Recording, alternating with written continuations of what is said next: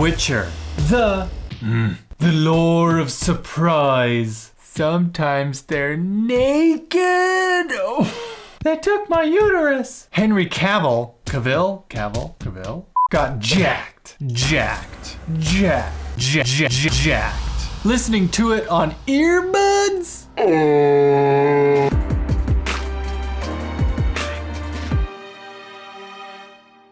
Hello to all and your kin. I'm Elon Osborne and thank you for joining me on my YouTube channel where I talk about movies, audio, and music. But more specifically, I review and... No, I don't do two things. But more specifically, I review the movies and TV shows you have come to love. But with the twist, I listen to it on my smartphone, like an enhanced audio book. What? Check this out. But in a nutshell...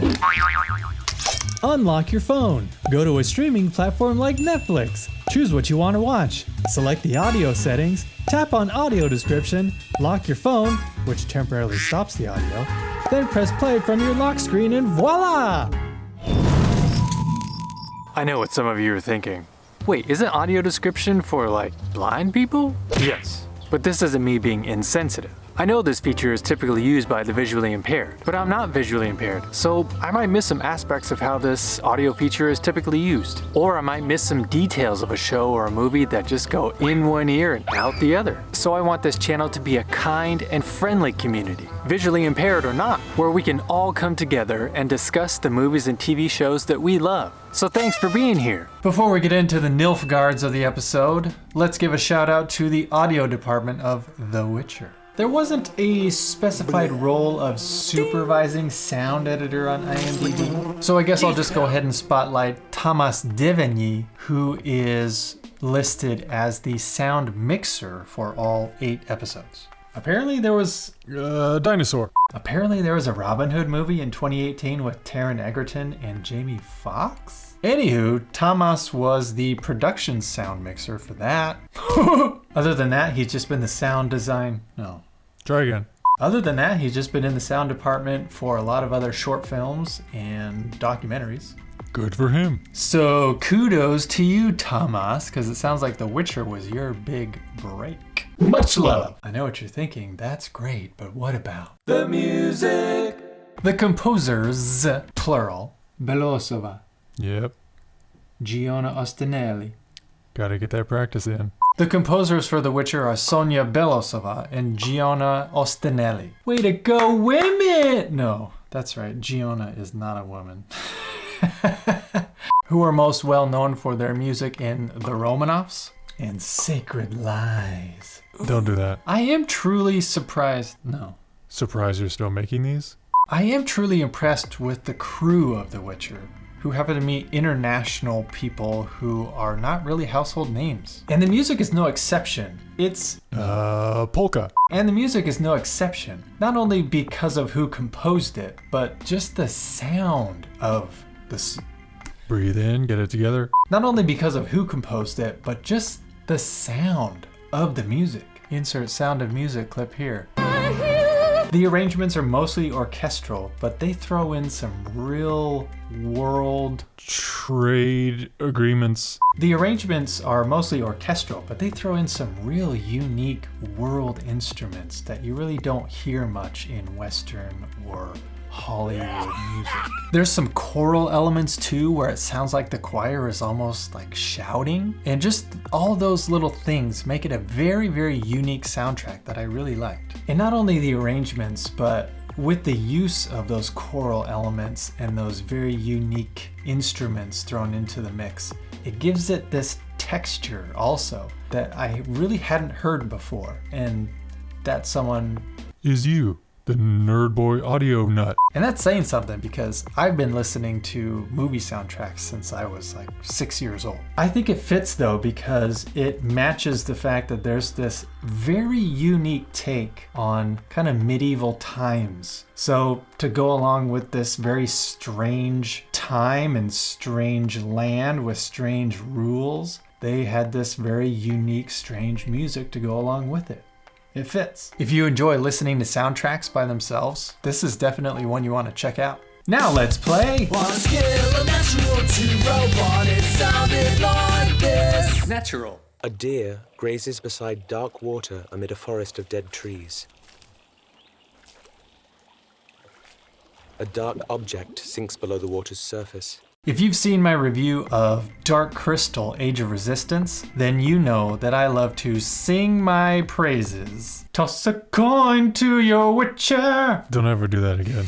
About Stuart Williams, by far my favorite audio describer. Stuart Williams has such a smooth delivery, almost like he's telling you a secret while he's doing it, and such a natural way of delivering the lines that this is the closest you'll get to actually hearing a narrator, like in an audiobook, as opposed to just an audio describer just telling you what's happening.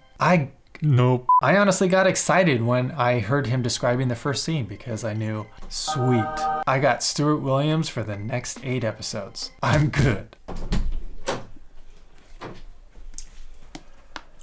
What? You get some gum. It's your surprise. Thank you. You're welcome. That's very nice. You want to eat it? I will in a little bit after I do this. Thanks, honey. Life with kids.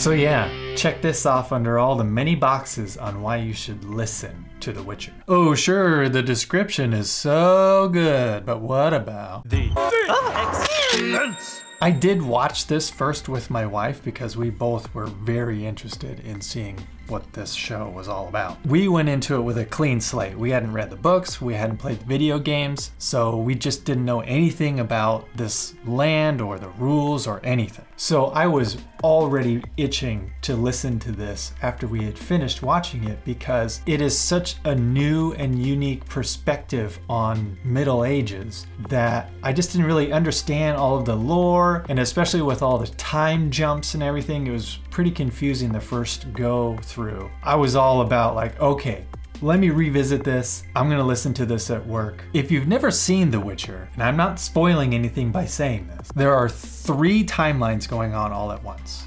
Geralt's, Cirilla's, and Yennefer's. And episode 4 is the first time that 2 of those timelines actually converge, which was very confusing at first. There are things that happen to some of these characters in episodes 1 through 3 where then I saw them again in episode 4, it literally made me blurt out, wait, but didn't she, and how come they, but didn't I see them?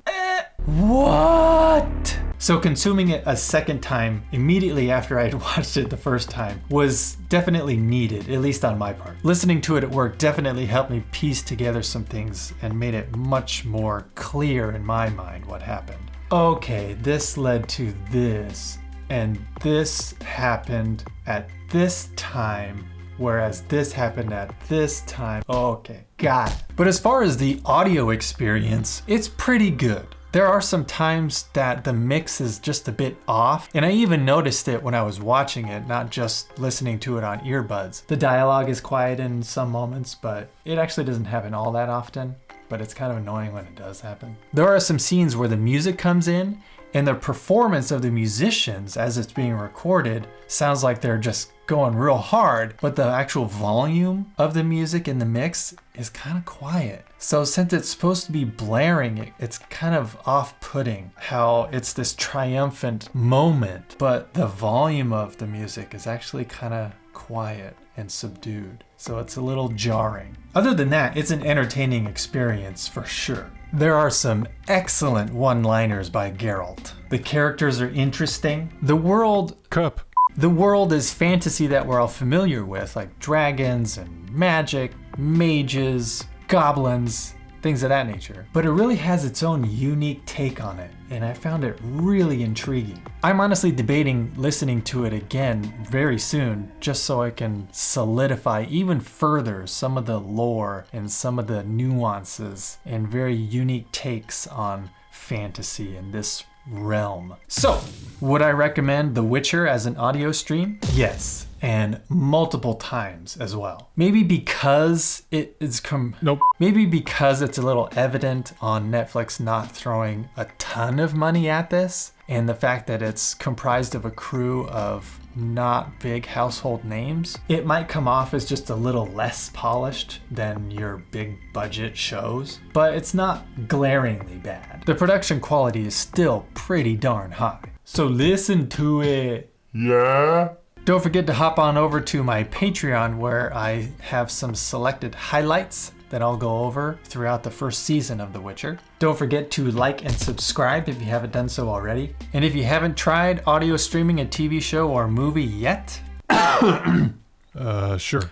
and don't forget to give a friendly hello to somebody you know or don't know who might be visually impaired. And of course, always be listening. I got merch. Link in description. I got Bandcamp. Link in description. I got a Patreon. Link in description. I got Etsy. Link in description. I got a kids book. Link in description. And don't forget, always be listening.